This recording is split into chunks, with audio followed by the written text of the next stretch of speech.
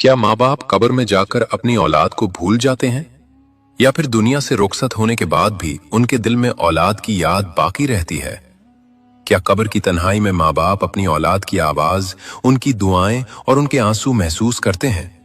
और अगर ऐसा है तो क्या हम जिंदा लोग अपने माँ बाप के लिए क्या कुछ कर सकते हैं?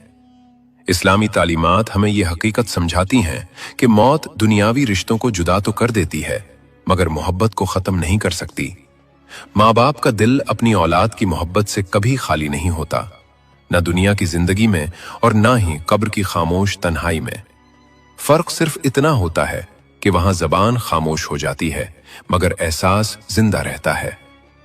नबी करीम सल्लल्लाहु अलैहि वसल्लम की हदीस मुबारका हमें बताती है कि जब इंसान इस दुनिया से रुखसत हो जाता है तो उसके आमाल का सिलसिला रुक जाता है, मगर तीन चीजें ऐसी हैं जो कब्र में भी उसके लिए रोशनी बनकर पहुंचती हैं: सदका जारिया, नफा देने वाला इल्म और नेक औलाद की दुआ। यह हदीस इस बात की गवाही है कि औलाद की दुआ कब्र की दीवारों को भी उबूर कर लेती है, और यह फायदा उसी वक्त मुमकिन होता है जब रिश्ता सिर्फ नाम का नहीं बल्कि दिल का हो, जब मोहब्बत मौत के बाद भी जिंदा रहे और औलाद की आह भरी दुआ माँ बाप के लिए सुकून का सबब बन जाए।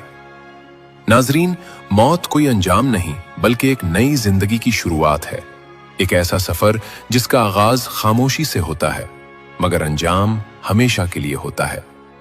ये दुनिया महज एक इम्तिहान गाह है जहां इंसान को चंद सांसें, कुछ रिश्ते और थोड़ी सी मोहलत दी जाती है, और मौत उस इम्तिहान का दरवाजा है जिसके पार असल नतीजा हमारा इंतजार कर रहा होता है।